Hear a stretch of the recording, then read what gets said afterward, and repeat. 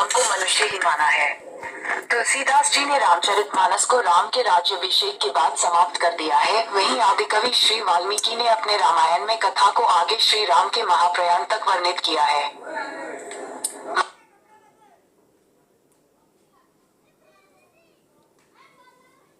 श्री राम को मनुष्य ही माना है। तुलसीदास जी ने रामचरितमानस को राम के राज्याभिषेक के बाद समाप्त कर दिया है। वहीं आदिकवि श्री वाल्मीकि ने अपने रामायण में कथा को आगे श्री राम के महाप्रयाण तक वर्णित किया है। महाराजा दशरथ ने पुत्र प्राप्ति हेतु यज्ञ आरंभ करने की ठानी। महाराज की आज्ञानुसार श्यामकर्ण घोड़ा चतुरंगिनी सेना के साथ छोड़ दिया गया।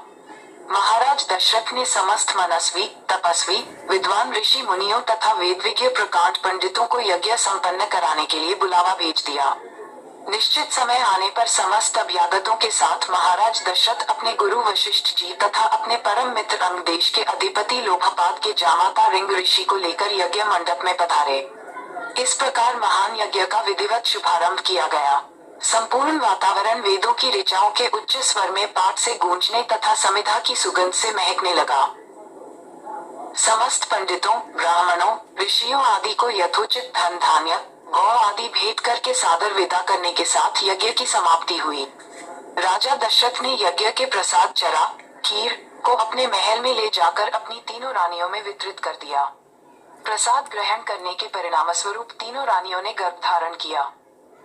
जब चैत्र मास के शुक्ल पक्ष की नवमी तिथि को पुनर्वसु नक्षत्र में सूर्य, मंगल, शनि, बृहस्पति तथा शुक्र अपने अपने उच्च स्थानों में विराजमान थे, कर्क लग्न का उदय होते ही महाराज दशरथ की बड़ी रानी कौशल्या के गर्भ से एक शिशु का जन्म हुआ जो कि नील वर्ण, चुंबकीय आकर्षण वाले, अत्यंत तेजोमय, परम कांतिवान तथा अत्यंत सुंदर था। उस शिशु को देखने वाले देखते रह जाते थे। इसके पश्चात शुभ नक्षत्रों और शुभ घड़ी में महारानी कैकेयी के एक तथा तीसरी रानी सुमित्रा के 2 तेजस्वी पुत्रों का जन्म हुआ। संपूर्ण राज्य में आनंद मनाया जाने लगा। महाराज के 4 पुत्रों के जन्म के उल्लास में गंधर्व गान करने लगे और अप्सराएं नृत्य करने लगी। देवता अपने विमानों में बैठकर पुष्प वर्षा करने लगे। महाराज ने उन्मुक्त हस्त से राजद्वार पर आए भाट, चारण तथा आशीर्वाद देने वाले ब्राह्मणों और याचकों को दान दक्षिणा दी। पुरस्कार में प्रजाजनों को धन धान्य तथा दरबारियों को रत्न, आभूषण प्रदान किए गए। चारों पुत्रों का नामकरण संस्कार महर्षि वशिष्ठ के द्वारा किया गया तथा उनके नाम रामचंद्र, भरत, लक्ष्मण और शत्रुघ्न रखे गए। आयु बढ़ने के साथ ही साथ रामचंद्र गुणों में भी अपने भाइयों से आगे बढ़ने तथा प्रजा में अत्यंत लोकप्रिय होने लगे।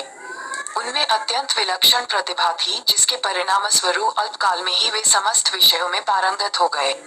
उन्हें सभी प्रकार के अस्त्र शस्त्रों को चलाने तथा हाथी, घोड़े एवं सभी प्रकार के वाहनों की सवारी में उन्हें असाधारण निपुणता प्राप्त हो गई। वे निरंतर माता पिता और गुरुजनों की सेवा में लगे रहते थे।